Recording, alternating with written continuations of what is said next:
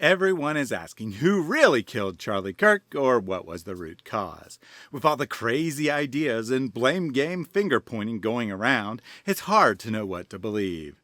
Fortunately, Islam's smartest promoter, Ali Dawah, has weighed in. This little brain, yeah? Okay, it's quite little, yeah? The real culprit is Mossad. They killed Charlie Kirk. Mossad and Israel took him out. I know.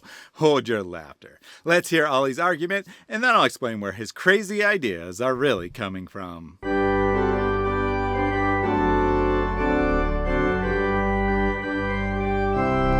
These are strange times in which we live. Political violence is on the rise. Traditional values are under attack, and truth seems harder to find than ever before. Islam is a growing threat, not because it's strong or right, but because it hides in the noise under the veil of tolerance.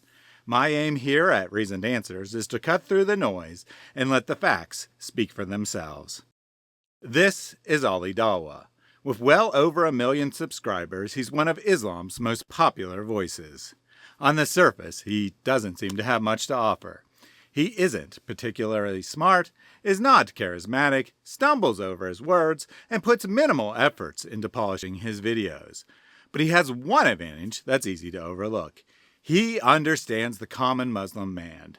His videos appeal to the basest instincts of his clan, and he never misses a trend. So when Ali Dawah put out 2 quick videos on Charlie Kirk's death, I knew he wasn't speaking just for himself, but reflecting how the average Muslim was thinking. In the second, he jumps on the favorite Islamic boogeyman, Israel and Mossad. He wastes no time saying the quiet part in the first seconds of the video's coming up preview. And that's why I believe they killed Charlie Kirk. Mossad and Israel took him out. If you're not familiar with Islamic preaching, you may think Ali is some unhinged nut.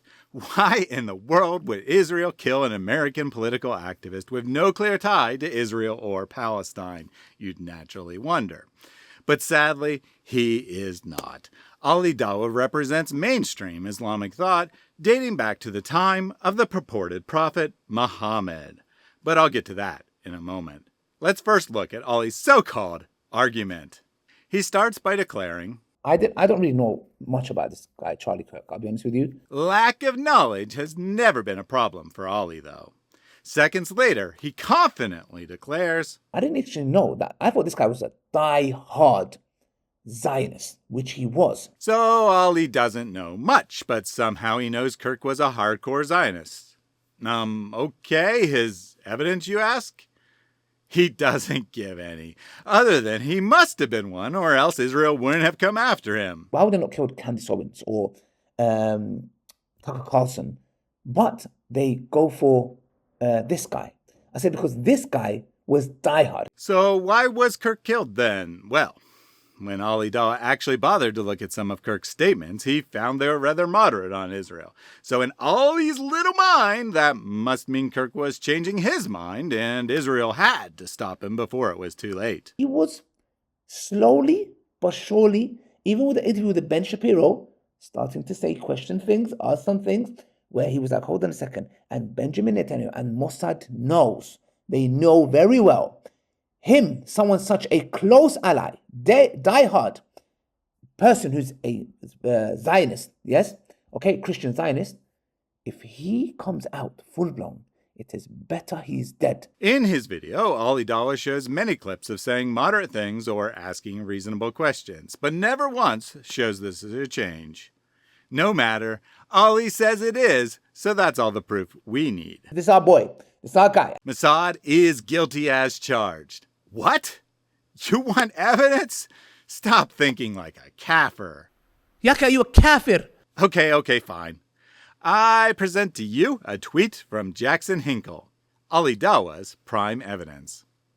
Hinkle, it seems, is some combination of troll, being described as both far right and far left at various times, and conspiracy nut.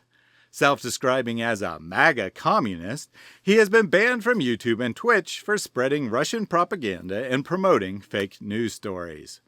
Not deterred, he has amassed a significant following on X, spreading state-funded propaganda of Russia and Iran, alongside anti-Semitic hate speech.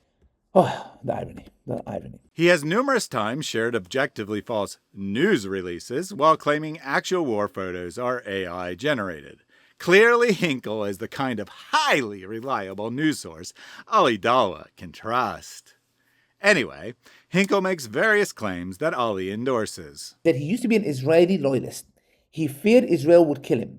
He started mildly criticizing Israel. He said Epstein was Mossad, which is true. He let anti-Zionists speak at his event. Zionist media starts attacking him. Someone shoots his jugular vein 200 yards away. Netanyahu tweets within minutes. Assassin escapes without a trace. Something tells me they are not going to tell us the truth about who killed Charlie. Yes? His source? He made it up. Good enough for Ali, of course. I made it up anyways. But wait, it gets better. Ali then cites a tweet from Tommy Burham. Never heard of him? You aren't alone. This guy's called Tommy Burham. I don't know who he is. Tommy is some random dude. Completely and totally random. But you see, a month ago he warned Israel would kill Charlie Kirk at an open-air event if he turned on them. Of course, every day, thousands and thousands of predictions are made on X concerning every possible outcome.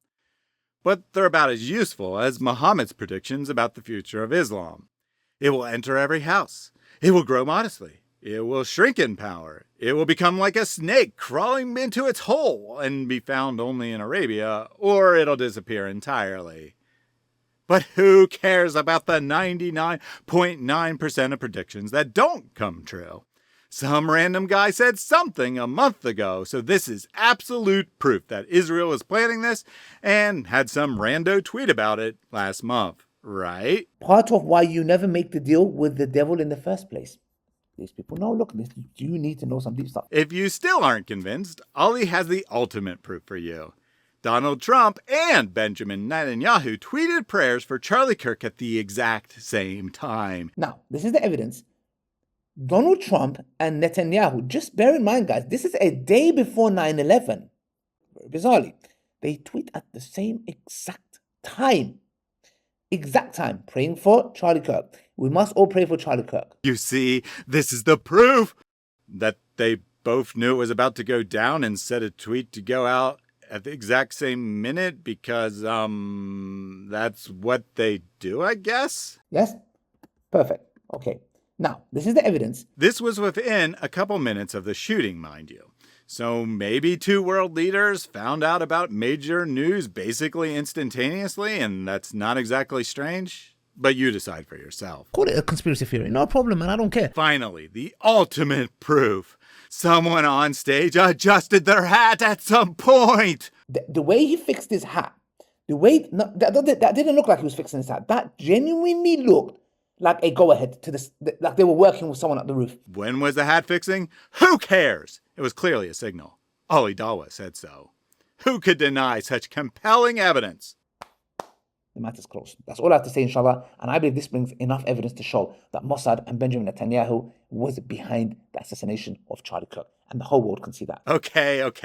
I admit it. This is probably the dumbest thing you've heard in ages. Sadly, Ali is not wrong about his audience, though. Every single one of the top comments agree with him.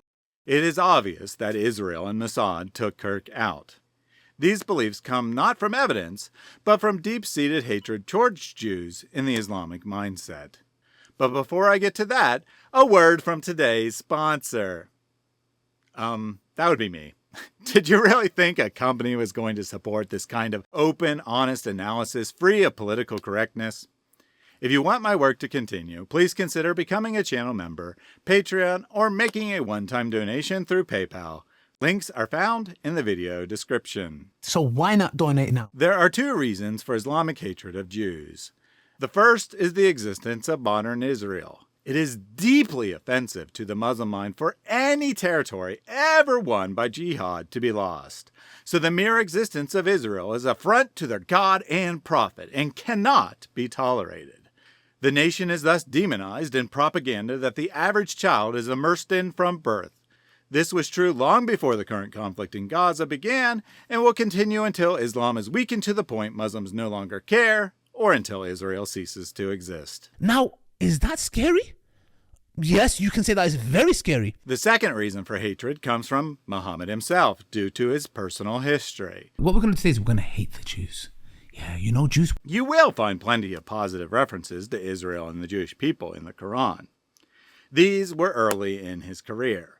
Muhammad spent a decade trying to curry the favor of the Jewish people while bragging to his companions that he was described in detail in the Jewish scriptures, so much so that he would be recognized as one recognizes their own child.